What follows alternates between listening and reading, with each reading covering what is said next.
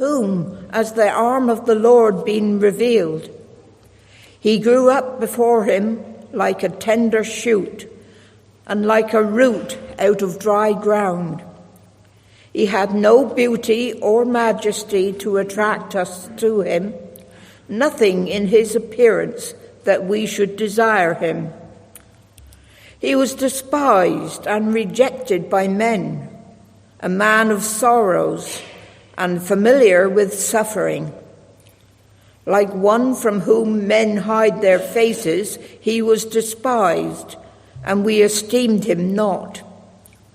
Surely he took up our infirmities and carried our sorrows, yet we considered him stricken by God, smitten by him, and afflicted.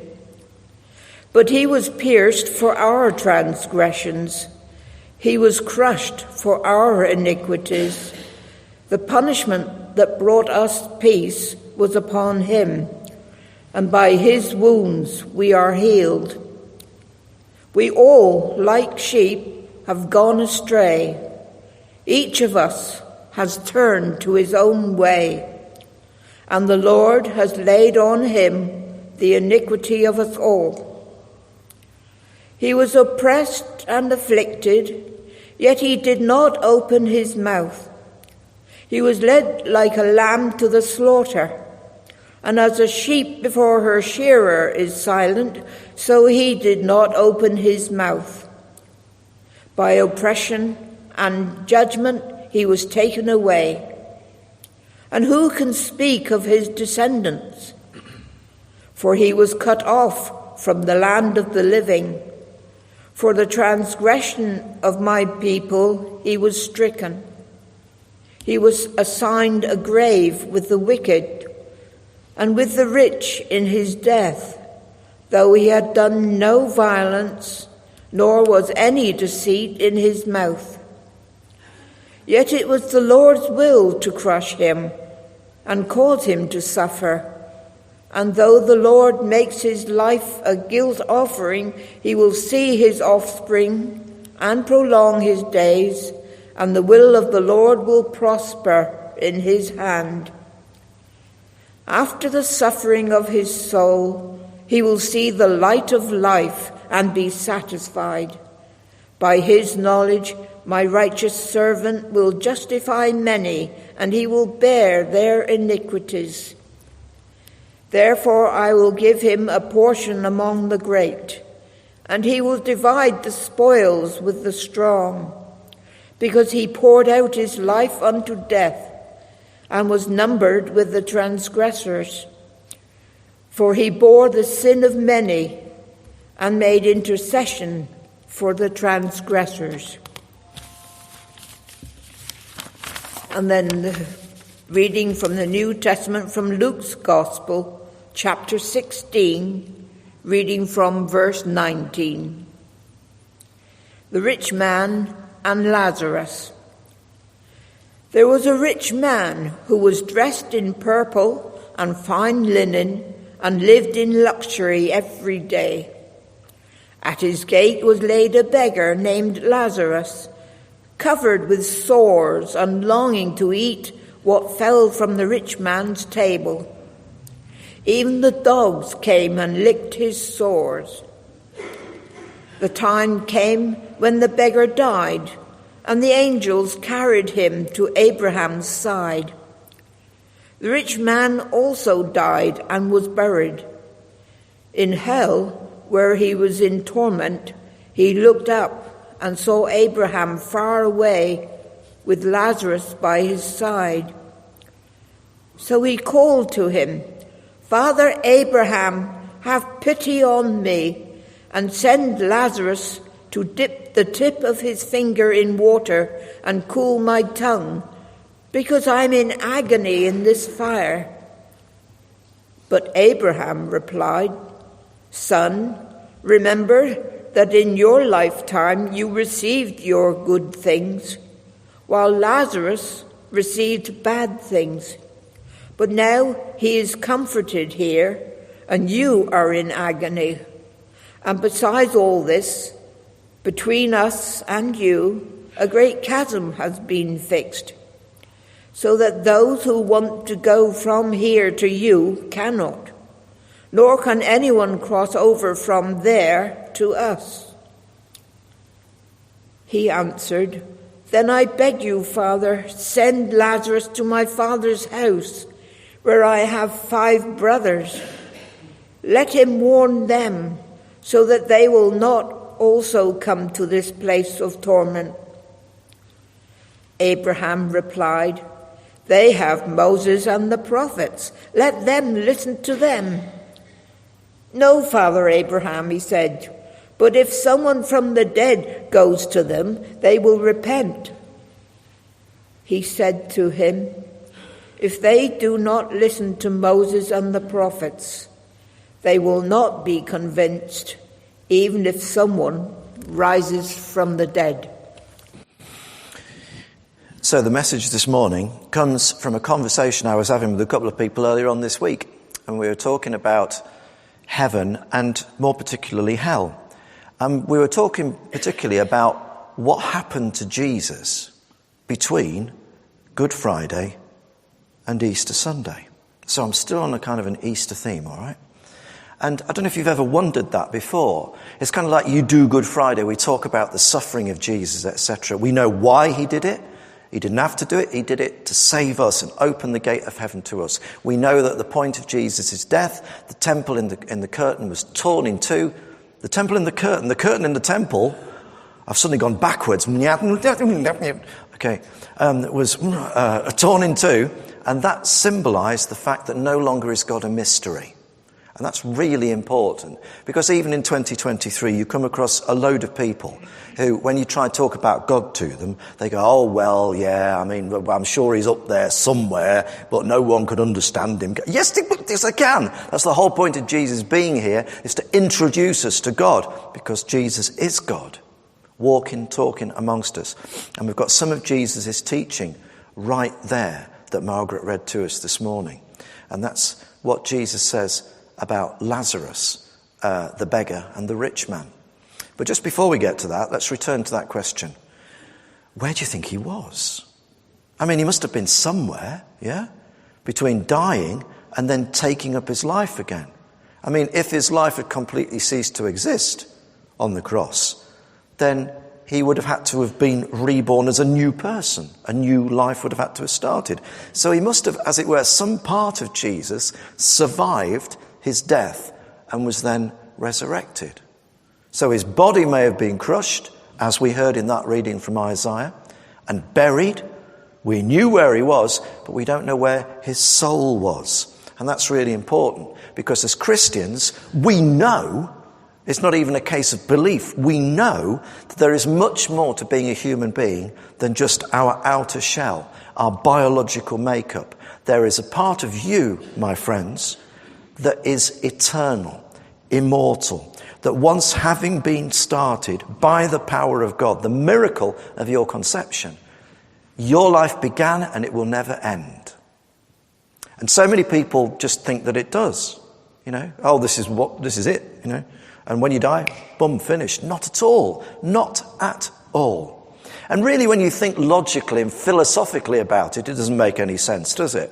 Why would you be gifted in all these ways? Why would you each be a unique and individual person with your own personality, with your own gifts, with your own skills? Why do we spend all those years at school? I'm sure some of the children are asking themselves, to learn all this stuff. Why do we have to do all these exams?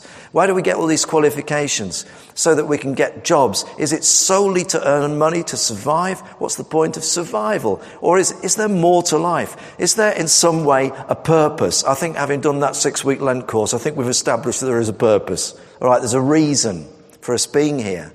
And if you were living out your purpose and feeling fulfilled in life, whether you knew God or not, it seems deeply ironic that you get to the end of it, wherever the end occurs in your life, and boom, that's it.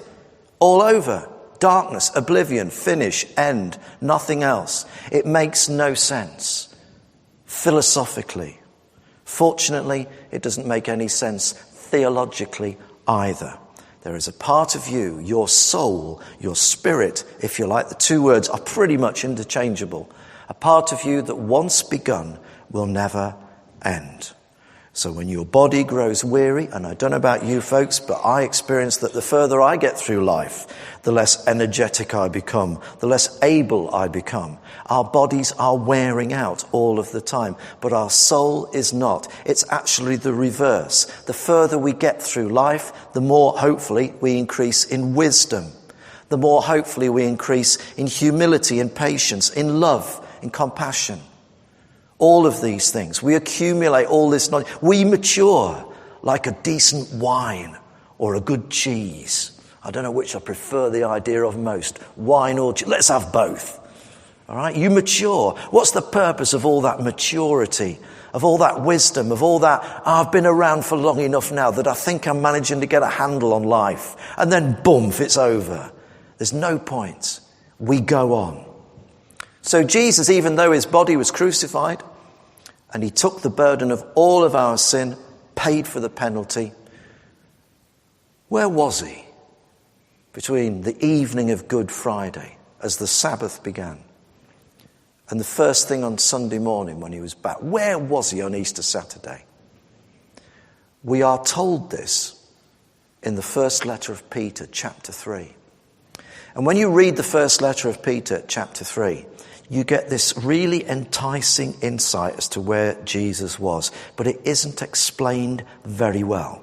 And if you have a study Bible and you look at the footnote for 1 Peter 3 to try and tell you what's going on, it struggles to give you a comprehensive idea of what it means. What it says is this. What it says is that when Jesus was crucified, he descended into hell. It says it in 1 Peter, and that line also appears in our creed, the Nicene Creed, which was put together as the statement of belief for Christians at the Council of Nicaea in AD 325. Ralph said, thinking, is that the right date? Pretty sure it is. Go fact check me if you must. All right? It's not the end of the world if I've got it slightly wrong. But they put it together. He was crucified. He descended into hell. On the third day, he was raised to life. Jesus, in between dying on the cross and being resurrected, went to hell. What this tells us is that hell is a real place. Be in no doubt. Okay? We also know that hell is a real place because Jesus talked about it so much. Not least in that story about Lazarus and the rich man, where he gives us quite a vivid picture of heaven and hell, doesn't he? It's not the only place. He mentions it on various other occasions. Jesus says quite clearly, when we leave this life, there are two destinations where we could find ourselves. One we really don't want to go to. The other we absolutely do want to go to. Why can we be so sure that there are two destinations at the end of this life in a realm that we cannot go to currently? How can we be so sure? Well, if you want to take a philosophical approach to this, arguably a theological approach as well, you say to yourself, consider this life in which we live. In this life in which we live, there are many good, amazing, brilliant and wonderful things that happen. But there are also some awful things that happen. We see awful things happening around the world. The war in Sudan, the war in Ukraine, extreme poverty, injustice. And we have to say there's obviously good and there's obviously evil. And here they're bumping up against each other all of the time. So sometimes things go great and sometimes things go terrible. And we as Christians have decided that we want to honour God as much as we can by bringing as much of the kingdom values that Jesus gives us into this world now. We know that the day will come when we'll be free of all the rubbish, the wars, the injustice, the suffering, the hatred, the prejudice, the darkness, and we will live in a place which may appear remarkably similar to where we currently live. At least that's what C.S. Lewis said. He said, what if you get to heaven and if it was totally strange and alien, it would be scary. What if the Lord has kind of made it a bit like here, the best bits of here? I mean, what if you woke up on the other side and you were still in West Cornwall, but you didn't have to pay council tax? That's not bad. And it was summer all the time and there wasn't a hosepipe ban. That'd be great, wouldn't it? Maybe it'll be like that. Yeah? Okay, that'll do. The alternative is, if such a place exists with all the bad stuff removed, then there must be another place where all the good stuff's been removed and only the bad stuff remains. Do you want to spend the rest of eternity in that place? Because I don't. In a place where there's war and injustice and suffering and hatred, where everybody's paranoid and suspects one another, where everybody's fighting and angry and frustrated? No. The fact is, just by looking at this human life, you've got a good idea of what the next one is going to be like in terms of heaven and in terms of hell. So 1 Peter 3 tells us, just very briefly, it glosses over it. It says that while Jesus was dead in the grave, his soul went down to hell, as we hear in the Creed, and proclaimed salvation to the souls that were imprisoned there. And you think, well, what does that mean? Did Jesus go, were all the dead people like being kept in some sort of holding pen, you know? Like all the boats in Penzance Harbour, kept in a pen, you know, waiting to be released into the ocean again. Did Jesus go and open the gates of hell and let everybody out? Well, it's a nice thought, isn't it? Trouble is, it doesn't quite say that. And some people say what he did was he proclaimed to the people who had died and, as it were, gone to hell, well, I've just died to claim back the victory over sin. Was he telling them that it was too late for them? You know, I struggle with that. The idea that Jesus should die for me and for you and for everybody who is alive and everybody who's lived ever since. And then he would take that opportunity to go down to hell and sort of go, no, no, no, no. Born in the wrong time. I don't know. But we cannot assume either way. Jesus certainly went into hell. Hell is run by the devil, right? The devil thought that Jesus was dead. Imagine the devil thinks he has won. The devil is presiding over this kingdom of darkness where all the departed souls are now trapped because they hadn't realized. And Jesus comes and kicks the door in. Well, perhaps he doesn't kick the door in. Perhaps he knocks. That seems to be the way that Jesus works. Knocks on the door. The devil's having a big party inside. Jesus is beaten, opens the door. What are you doing here? I've just come to tell you that you haven't got me. I've got you. I've beaten you. I've beaten you. I've beaten you, devil. Jesus goes and proclaims that. He proclaims his victory. The implications for those who are there in hell are not known to us. It gives us another problem, though. It gives us a real problem. And the problem is something to do with time.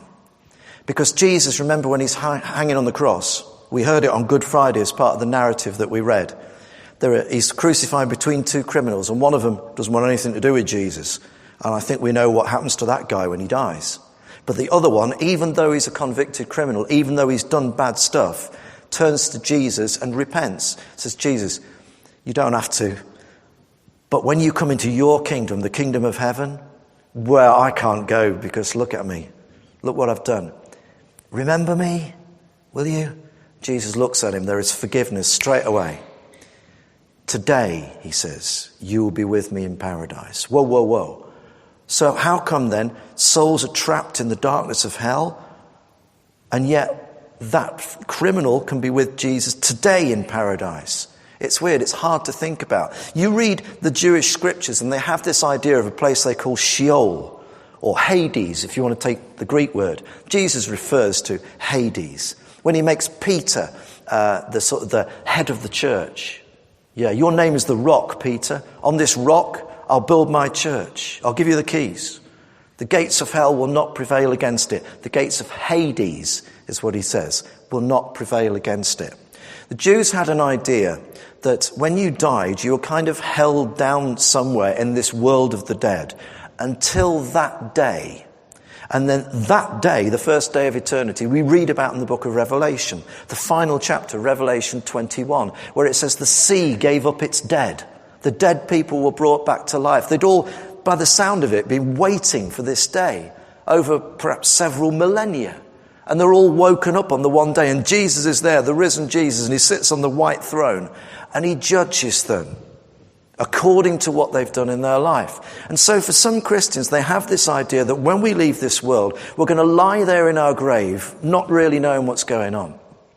waiting for the whole of human history to go through before we're called up. And yet Jesus said to that criminal, today you will be with me in paradise. And Jesus, when he's dead, his soul goes down to hell and proclaims the release of the captives. How is this all happening? Well, our problem is time, because we don't fully appreciate how time works. We're always slightly at odds with time. Sometimes when I'm speaking, I'm going into reverse, or I get things wrong. Sometimes it's like when you're having a really brilliant time, a whole day can seem like just a few minutes.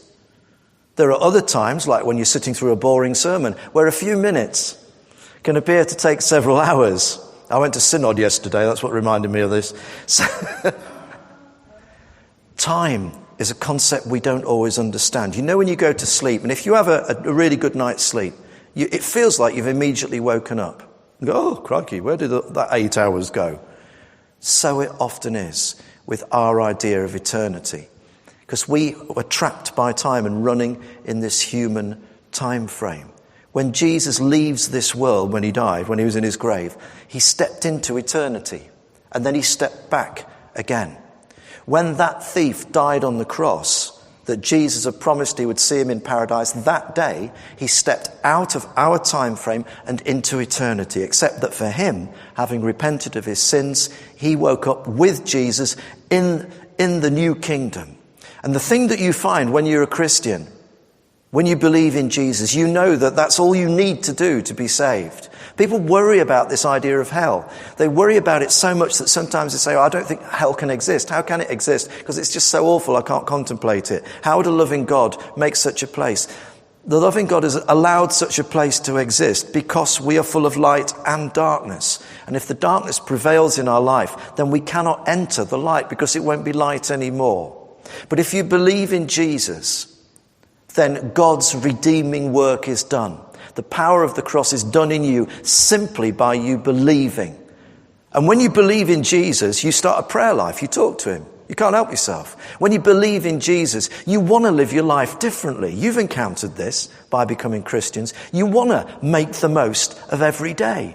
You want to try and be kind to other people as far as possible. You want to try and be motivated and put something in to your life and into the lives of others, to live life in all its fullness, as Jesus said. What happened to that criminal on the cross that day was he woke up in paradise, and there was Jesus on the big white throne judging people. And when it got to him, he said, oh no, you go straight through. You don't have to wait for all of this to happen. Why is that? Because you believed in me. These people haven't. They haven't believed in me. They've put it to change. So they have to be judged on what they've made of their lives. Some people think that you're just going to end up in hell. No, not necessarily. Remember that God is just, but he's also merciful. But he will judge. But he won't judge you because you believe in Jesus. It's like you've been given a ticket to the eternal party, the banquet, prepared for all mankind. You've got your ticket. You can go straight in. Others have got to earn their ticket if they don't believe. That is kind of how it works. In Isaiah, that reading that we had from Isaiah 53, when we read that passage, we can tell straight away that it's all about Jesus. It describes Jesus' earthly life and earthly ministry. It talks quite specifically about his death, his crucifixion.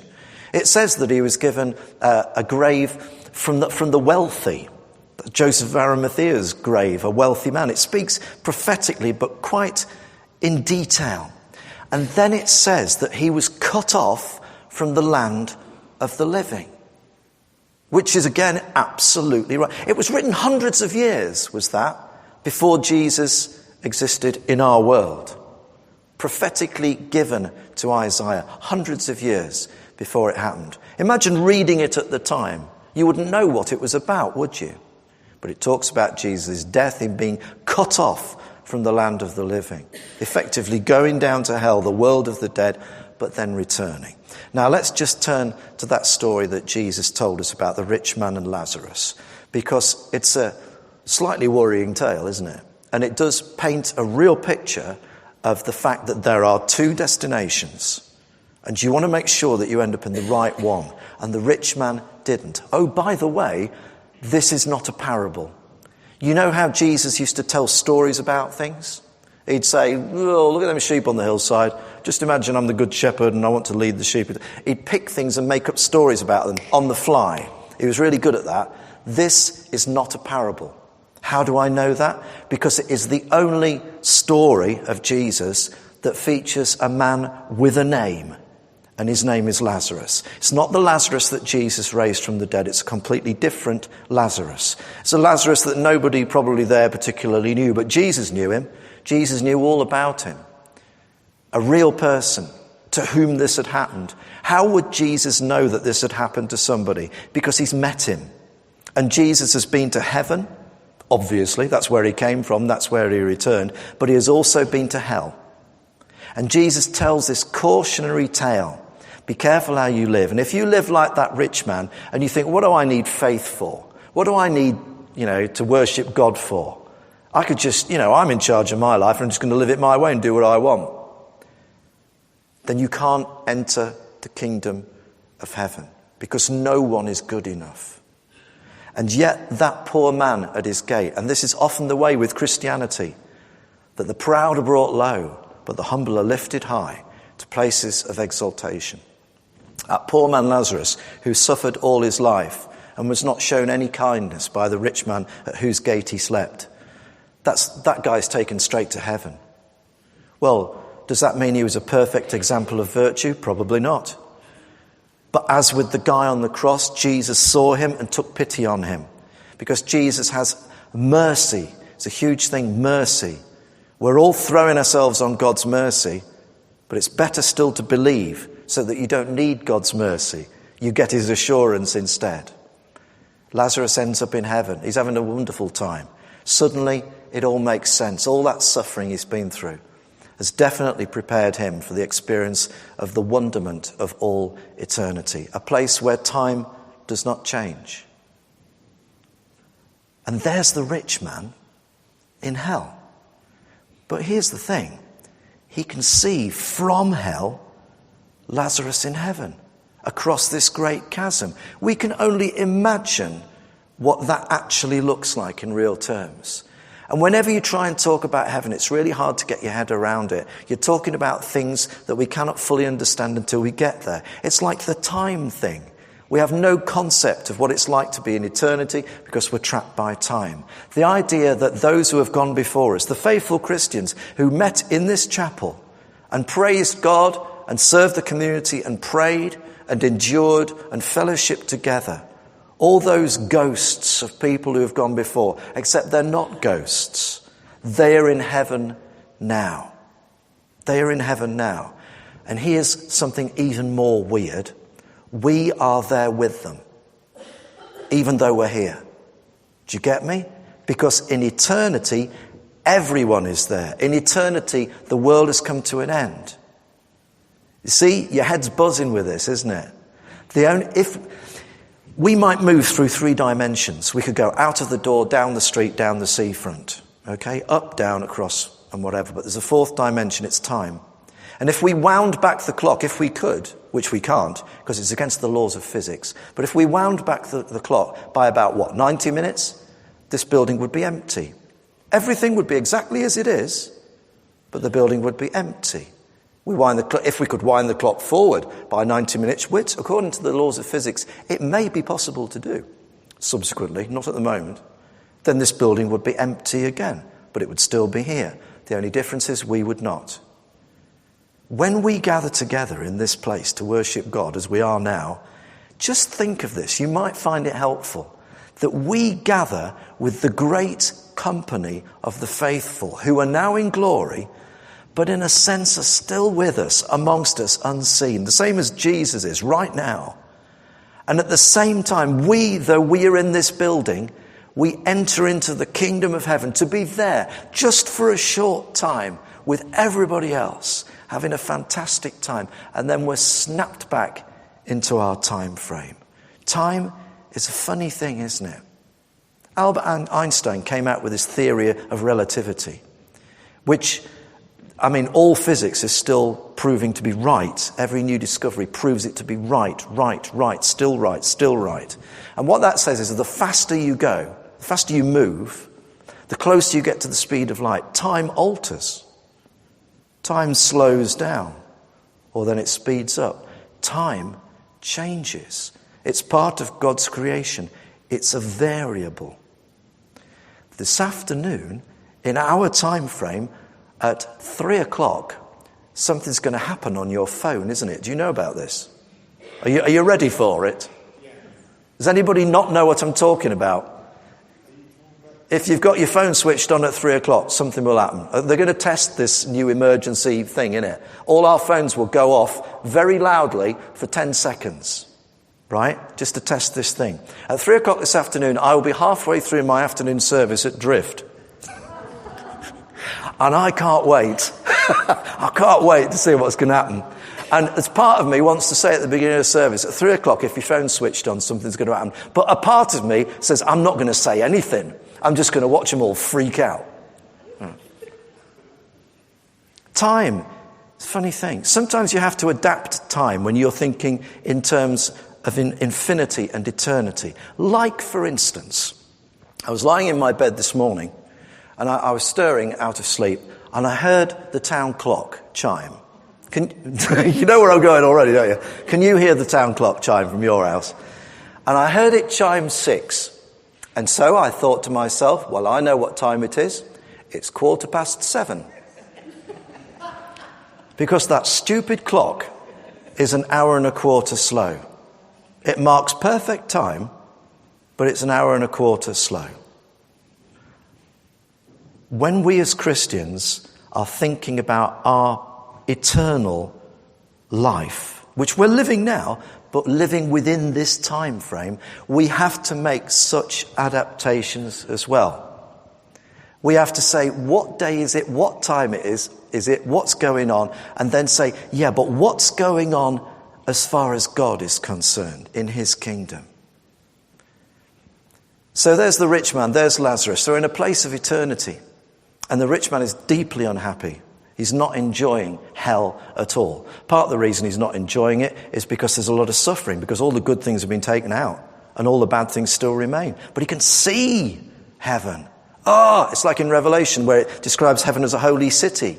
And if you don't get in, if you're not brought in, then you're excluded. And it's the exclusion that's the real torment, because you can see where you could have been. It's like Bullseye, 70s panel game. Do you remember Bullseye with Jim Bowen? Yeah, well, they all throw darts. And then at the end, there was a big prize that they went for by throwing darts and answering questions. And if they didn't succeed in winning the big prize, Jim Bowen used to do this terrible thing. He used to say, let's see what you could have won. And the curtains would go back and a caravan would be brought out. Or even more interestingly, a speedboat. You know, these people live in Barnsley and they've won a speedboat. I don't know. Let's see what you could have won. You're going to crush them, Jim. That must be what hell's like, don't you think? Oh, look where I could have been. And let's get this absolutely straight. Once you have gone through the door to one of these two places, ain't no coming back. Ain't no coming back. And the rich man says, oh, please, send someone from the world of the dead where I am. Send somebody back from the dead to tell everybody about how awful this place is and how much they need to believe in God so they end up in the right. Just warn my family. And Abraham says, if somebody did that, people still wouldn't believe it. Now, it's Jesus telling this story. Jesus knowing that he is the one who is going to be punished for the transgressions of others, who's going to descend into hell and then do exactly what the rich man was requesting, to go back from the dead. No one has ever come out of hell. No one except Jesus. He's come out of hell, back into this world and then into heaven. He has ultimate authority to speak about these two destinations. All that we have is what he has told us. And this is what he tells us. I'm going to do this thing for all of you. And you must believe it, because if you believe it, you can guarantee that you will go to the right place. There need be no doubt in your mind, none at all. We know. It's called blessed assurance. We know we're going to heaven. But if you don't believe, I'm not saying you ain't going to heaven, because I'm not the judge. But you will be judged. And maybe you'll be allowed in and maybe you won't. And maybe when Jesus went down to hell on that awful Easter Saturday when we didn't have him anymore, maybe he proclaimed release from the captives, from Hades, from hell. I don't know. I can't tell. I'd like to think it, but I'm not going to assume it. Instead, quite simply, we're going to put our trust in Jesus. Musicians are going to return now. And as they do, I'm just going to say a short prayer. Lord Jesus, help us not to fear what lies before us. Instead, help us to simply trust in you. Help us to hear the words that you have told us about where you've been and what you've done and how you've interceded for us and how you've released us. And you did proclaim release for the captives, and you have succeeded in that. May we take our places in fellowship together, in the legacy of all of those who have met in this building and known you and proclaimed you and are now with you, who join us, the great company of the faithful. May we worship you, we pray.